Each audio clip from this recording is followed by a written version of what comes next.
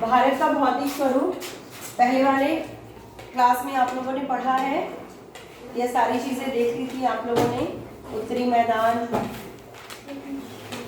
आज हम लोग स्टार्ट करेंगे जहाँ से छोड़ा था। यहाँ तक पढ़ा था, प्रायद्वीपीय पठार से आज पढ़ना है, ठीक है। तो प्रायद्वीपीय पठार जो है एक मेज की, अच्छा पेंसिल नहीं खोला ना पहले।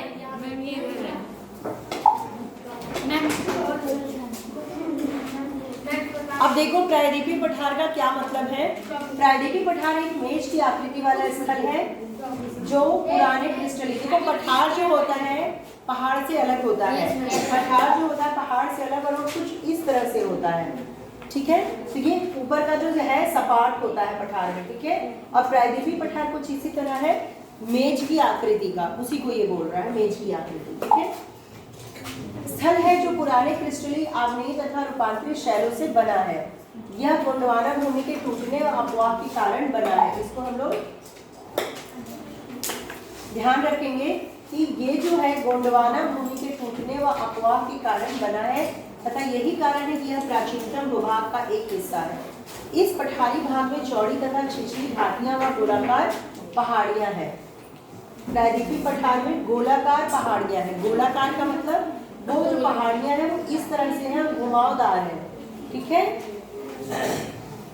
इस पठार को दो मुख्य भाग, मध्य उच्च भूमि तथा दक्कन का पठार, दो भाग क्या क्या है? मध्य उच्च भूमि का पठार। नर्मदा नदी के उत्तर में प्रायद्वीपीय पठार का वह भाग जो कि मालवा के पठार के अधिकतर भागों पर फैला है उसे मध्य उच्च भूमि के नाम से जाना। तो मध्य उच्च भूमि कहाँ से कहाँ फैली है?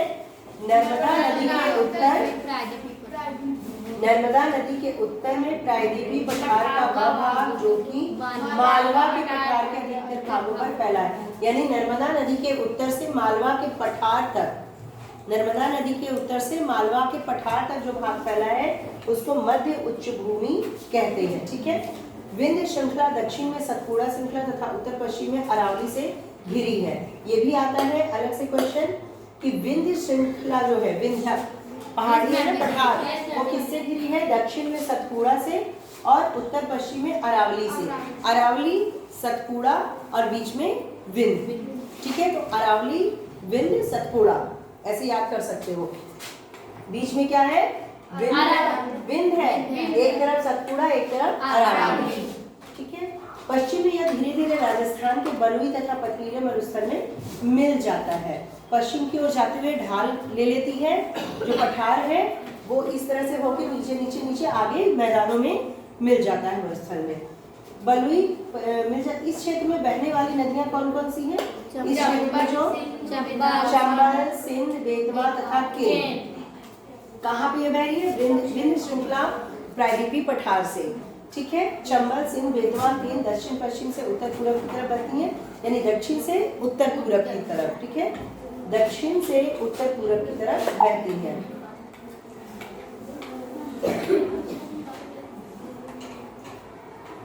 इस प्रकार की ढाल को दर्शाती है। मध्य उच्च भूमि पश्चिम में चौड़ी लेकिन पूर्व में संकीर्ण है। मध्य उच्च भूमि जो है वो पूर्व में संकीर्ण। इस पठार के पूर्व में संकीर्ण का मतलब क्या? संकीर्ण का मतलब नैरो, जैसे कि बच्चे बता रहे हैं। मध्य उच्च भूमि पश्चिम में चौड़ी, पश्चिम के तरफ ऐसी है और पूर्व में जाते जाते इस तरह से उसकी बनावट है, संकीर्ण, यानी ये पतली हो जाती है, ठीक है। पूर्व में इस पठार के पूर्वी विस्तार को स्थानीय रूप से बुंदेलखंड, बघेलखंड के नाम से जाना जाता है। किस विस्तार को? पूर्वी, इस साइड में उनको क्या कहा जाता है? बघेलखंड, ठीक है। और इसके पूर्व के विस्तार को दामोदर नदी द्वारा अपवाहित छोटा नागपुर पठार दर्शाता है। ये जब आप लोग मैप में देखोगे, छोटा नागपुर पठार जो है पूर्व की साइड है और दामोदर नदी है वहां पे। तो मध्य उच्च भूमि पश्चिम में चौड़ी होकर पूर्व में संकीर्ण हो जाती है और पूर्व में ही दामोदर नदी और छोटा नागपुर जो है, जो कि हमारे झारखंड का इलाका है, ठीक है, रांची झारखंड, तो वो विस्तार छोटा नागपुर का पठार दिखाने लगता है। दक्षिण का पठार एक त्रिभुजाकार भूभाग है। दक्षिण में ये त्रिभुजाकार होता है जो नर्मदा नदी के दक्षिण में स्थित है। उत्तर में इसके चौड़े आधार पर सतपुड़ा की श्रृंखला है। अब दक्षिण वाला जो है आप ऐसे भी देखो, जो हमारे देश का जो मैप है ऐसे है, तो दक्षिण में जाकर के ये उत्तर में चौड़ा और दक्षिण में ये पठार थोड़ा संकीर्ण होता है और सतपुड़ा है, जबकि महादेव, कैमूर पहाड़ियाँ, मैकाल श्रृंखला इसके पूर्वी विस्तार है। भारत के भौतिक मानचित्र में इन पहाड़ियों और श्रृंखलाओं की स्थिति को ज्ञात करें। ठीक है, एक बार हम लोग इसका दिया हुआ है, आगे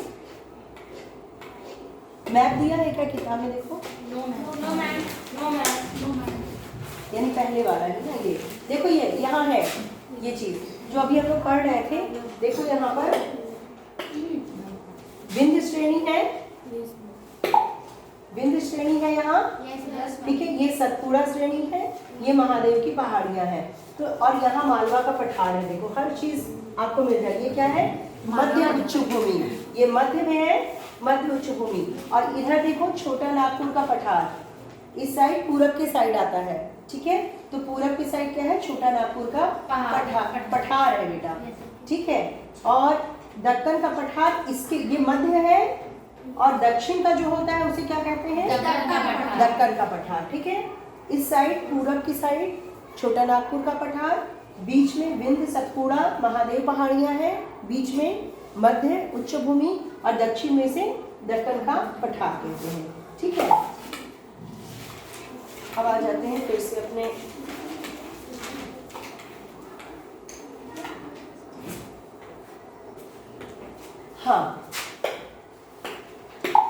यहाँ पे क्या लिखा हुआ है?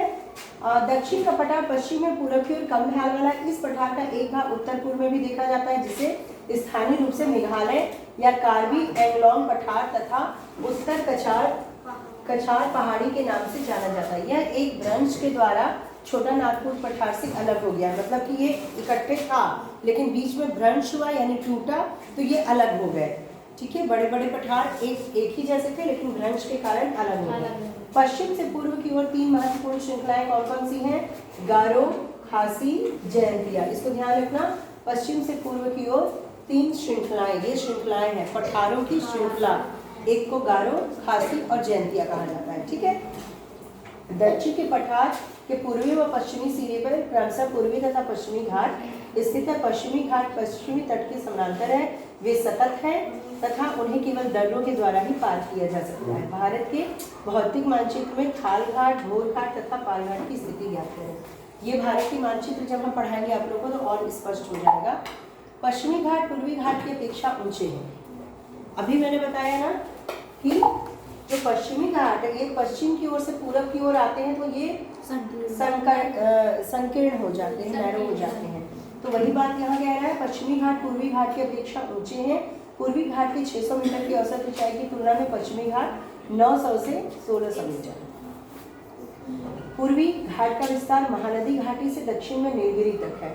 ठीक है, पूर्वी घाट का विस्तार महानदी घाटी से दक्षिण में नीलगिरी तक है।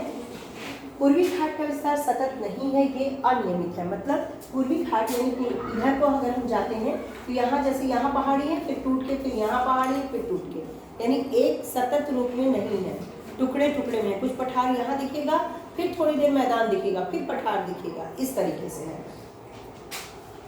बंगाल की खाड़ी में गिरने वाली नदियों ने इनको काट दिया है। ठीक, पश्चिमी घाट में पर्वतीय वर्षा होती है। पश्चिमी घाट में क्या होती है? पर्वतीय वर्षा होती है। उत्तर की ओर से जो वर्षा होती है वो पश्चिमी घाट पे होती है। क्या पर्वतीय वर्षा? यानी कि जैसे पर्वत है इधर, मान लो इतने बड़े बड़े पर्वत हैं, यहाँ से बादल आए तो बादल इस पर टकरा के वर्षा करते हैं, तो उसे हम पर्वतीय वर्षा कहते हैं। ठीक है, वो सघन होने के कारण नहीं बल्कि टकरा के वापस होने के कारण सघन होती है और तब वो पर्वतीय वर्षा कहते हैं। यह वर्षा घाट के पश्चिमी ढाल पर आर्द्र हवा के टकराकर ऊपर उठने के कारण होती है। पश्चिमी घाट को विभिन्न स्थानीय नामों से जाना जाता है। घाट की ऊंचाई दक्षिण की ओर बढ़ती जाती है। इस भाग के शिखर हैं अनाईमुडी, ये सब पश्चिमी घाट के हैं। अनाईमुडी, डोडा बेटा। पूर्वी घाट का सबसे ऊंचा शिखर कौन सा है? महेंद्रगिरी। पूर्वी घाट का सबसे ऊंचा शिखर ये सब याद रखना। ठीक है, अनाईमुडी, डोडा बेटा और सबसे ऊंचा जो है वो है महेंद्रगिरी। पूर्वी घाट के दक्षिण पश्चिम में शेवराय तथा जावेड़ी की पहाड़ियाँ, शेवराय तथा जावेड़ी की पहाड़ियाँ स्थित है। उडगमंडलम, जिसे ऊटी के नाम से जाना जाता है। अब देखो ये भी याद करने की चीज़ है। उडगमंडलम ऊटी, ऊटी आप लोगों ने सुना होगा। ऊटी एक रेलवे स्टेशन है दक्षिण का, ना जाना जाता है तथा कोडई कनाल जैसे प्रसिद्ध पहाड़ी नगरों की स्थिति मानचित्र में आपको दिखाई जाएगी। प्रायद्वीपीय पठार की एक विशेषता यहाँ पाई जाने वाली काली मृदा है। प्रायद्वीपीय पठार में कैसी मृदा पाई जाती है? काली मृदा, जिसे दक्कन ट्रैप के, इसी को दक्कन ट्रैप कहा जाता है। ठीक है, काली मृदा, काली मिट्टी पाई जाती है कहाँ?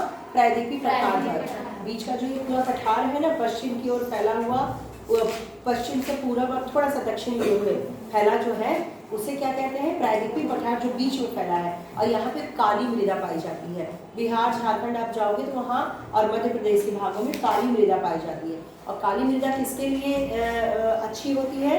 किस फसल के लिए? कपास। ठीक है, इसकी उत्पत्ति ज्वालामुखी से हुई है, इसलिए इसे शैल आग्नेय है। इसलिए इसके शैल आग्नेय है। वास्तव में इन शैलों का समय के साथ अपरदन हुआ, जिसे काली मृदा का निर्माण हुआ। मतलब ज्वालामुखी से जो निकला है लावा बहुत ज़्यादा, उसका जब अपरदन हुआ, यानी कि समय के साथ जब अक्षय हुआ, वो कन्वर्ट हुई, तो वो काली मिट्टी बन जाती है। वास्तव में इन शैलों का समय के साथ अपरदन हुआ, जिससे काली मृदा का निर्माण। अरावली की पहाड़ियाँ प्रायद्वीपीय पठार के पश्चिमी व उत्तर पश्चिमी किनारे पर स्थित है। ये बहुत अधिक अपरदित एवं खंडित पहाड़ियाँ हैं। ये गुजरात से लेकर दिल्ली तक दक्षिण पश्चिम और उत्तर पूर्व दिशा में फैली हुई है। कौन सी? अरावली की पहाड़ियाँ। ठीक है, अरावली की पहाड़ियाँ कहाँ से कहाँ तक फैली हुई हैं? गुजरात से लेकर के दिल्ली तक दक्षिण पश्चिम और उत्तर पूर्व दिशा में फैली हुई है। भारतीय मरुस्थल पर आ जाते हैं हम लोग। मरुस्थल की बात कर लेते हैं। अरावली पहाड़ी के पश्चिमी किनारे पर थार का मरुस्थल है। ध्यान रखना, अरावली पहाड़ी के पश्चिमी किनारे पे, इतना तो हम जानते हैं कि भारत के पश्चिम में मरुस्थल है, पश्चिम दिशा में ही तो मरुस्थल है ना, राजस्थान है। लेकिन यहाँ अरावली पहाड़ी के पश्चिम, अरावली वहाँ तक आई है मध्य तक, और उसके बाद पश्चिम में थार का मरुस्थल है। यह बालू के डिब्बों से ढका एक तरंगित मैदान है। इस क्षेत्र में तरंगित मैदान का क्या मतलब हुआ? बालू जो है इस तरह से रहता है। ठीक है, एक के ऊपर एक, दूर से देखोगे तो बिल्कुल ऐसे ऐसे तरंगों की तरह है।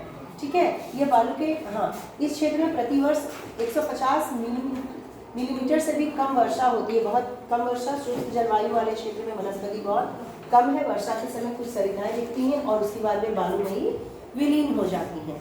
पानी वैसे भी बालू में विलुप्त हो जाता है ना, तो वहाँ पे बारिश के मौसम में कुछ नदियाँ तो उभर आती हैं, लेकिन बाकी समय वो अंदर रहती है। वहाँ की जो वनस्पति है वो भी अलग टाइप की होती है। कैक्टस वगैरह देखा है ना, वो पानी को संचित करके रखता है। कैक्टस, उसकी जो पत्तियाँ होती हैं कांटों में कन्वर्ट रहती हैं, है ना। पर्याप्त जल नहीं मिलने से समुद्र तक नहीं पहुँच पाती हैं। केवल लूनी ही इस क्षेत्र की सबसे बड़ी नदी है। लूनी नदी राजस्थान की मरुस्थल की, थार के मरुस्थल की सबसे बड़ी नदी है। बरकान अर्धचंद्राकार बालू का टीला का विस्तार बहुत अधिक क्षेत्र में होता है, लेकिन लंबवत टीले भारत पाकिस्तान सीमा के समूह प्रमुखता से पाए जाते हैं। यदि आप जैसलमेर जाए तो बरकान के समूह को देख सकते हैं। अब आ जाते हैं तटीय मैदान। कितना बाकी है तटीय मैदान? थोड़ा सा। तटीय मैदान पे आ जाते हैं हम लोग।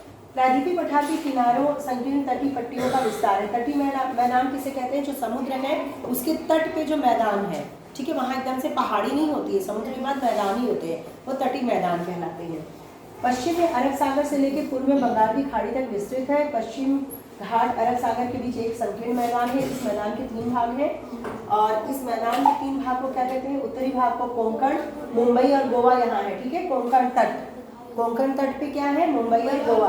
मध्य भाग को कन्नड़ मैदान एवं दक्षिण भाग को मालाबार तट कहते हैं। दक्षिण की ओर मालाबार तट है, उसके मध्य भाग को कन्नड़ मैदान, और एकदम से जो पश्चिम की साइड है, देखो इस तरह से है ना भारत, इधर क्या है आपका? इधर है कोंकण तट। ठीक है, कोंकण इधर को है जहाँ मुंबई और गोवा है, और कन्नड़ मैदान जो है वो ये वाला भाग है, इसको कहते हैं कन्नड़ मैदान। और इस साइड के जो है उसको कहते हैं मालाबार तट। मालाबार तट। ठीक है, समझ में आ गया ये। तो ये तटीय प्रदेश है, इधर ही तो समुद्र है, तो इसको यहाँ से यहाँ बांट दिया गया। बंगाल की खाड़ी के साथ विस्तृत मैदान चौड़ा व समतल है, उत्तरी भाग में से उत्तरी सरकार कहते हैं। और यहीं पे बंगाल की खाड़ी है, इधर से भारत है ना इसे, तो यहाँ पे बंगाल की खाड़ी, तो इसके ऊपर ही क्या है, उत्तरी सरकार है। ठीक है, कहा। जबकि दक्षिणी भाग को कोरोमंडल तट, और यहाँ जो बीच में है उसको क्या कहते हैं, दक्षिणी भाग को कोरोमंडल, यानी सबसे किनारे बंगाल की खाड़ी के पास उत्तरी सरकार, कोरोमंडल और मालाबार तट। ठीक है, इसकी स्थिति जान रहे हो। बड़ी नदियां महानदी गोदावरी, कृष्णा, कावेरी इस तट पर विशाल डेल्टा का निर्माण करती हैं। चिल्का झील पूर्वी तट पर स्थित एक महत्वपूर्ण भूलक्षण है। चिल्का झील यहाँ पे है, ओडिशा के पास इसकी स्थिति दिखाई जाती है। चिल्का झील यहाँ पर है। उसके बाद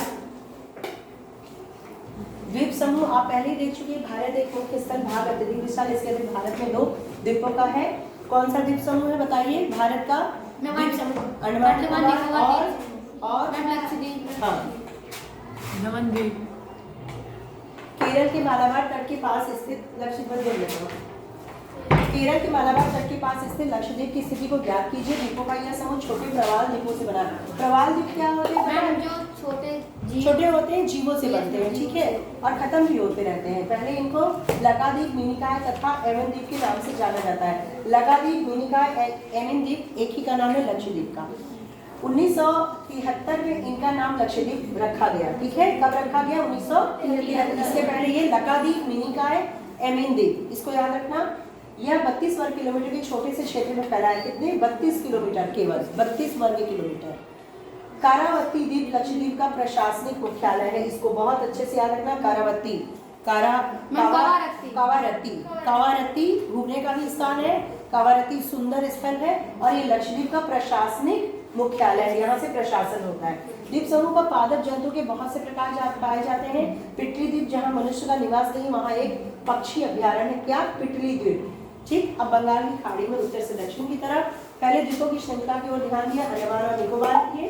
ठीक है, ये बहुत बिखरे हुए हैं। द्वीप समूह मुख्यतः 2 भागों में बांटा गया है। अब 2 भाग कौन कौन से हैं, उत्तर में अंडमान तथा दक्षिण में निकोबार। उत्तर में अंडमान और दक्षिण में निकोबार। ठीक है, यह द्वीप समूह निमज्जित पर्वत श्रेणियों के शिखर है। यह द्वीप समूह देश, अब देखो ये क्या है, द्वीप समूह नीचे से पर्वत है और ऊपर में जो भाग उभर आया वही बन गया स्थल। जैसे कि ये पहाड़ है और ये पूरा समुद्र से भरा है, ये वाला हो गया अंडमान निकोबार। समझ रहे हो, तो ये इसी को कहते हैं निमज्जित पर्वत श्रेणियों के शिखर हैं। ये पर्वत है नीचे, इसके स्थल है। इन द्वीप समूह में पाए जाने वाले पादप जंतु में बहुत विविधता होती है। ये द्वीप विषुवत वृत्त के समीप स्थित है। ये द्वीप जो है वो विषुवत वृत्त के समीप है। यहाँ की जलवायु विषुवतीय है, घने जंगलों से आच्छादित है। भू आकृति विभागों का विस्तृत विवरण स्पष्ट करता है। ये विभाग एक दूसरे के पूरक है, देश को प्राकृतिक संसाधनों में समृद्ध बनाते हैं। अभी हम लोगों ने क्या कहा, कहीं पठार है, पहाड़ है, तटीय क्षेत्र मत्स्य और पोत संबंधी क्रियाकलापों के लिए उपयुक्त है। तटीय क्षेत्र जो है वो मछली पालन के लिए, मछुआरों के लिए, और पोत के लिए। पोत का मतलब दूसरे देशों से जो ढुलाई होती है, जहाज आते हैं जाते हैं तो वहाँ पत्तन बनते हैं। इस प्रकार देश की विविध भौतिक आकृतियां भविष्य में विकास की अनेक संभावनाएं प्रदान करती हैं। ठीक है, उसके बाद आपका अभ्यास है। अब कल जो है इसके आगे वाले चैप्टर का आपका रिवीजन चलेगा। ठीक है, इसका हो चुका है ना MCQ। Thank you ma'am.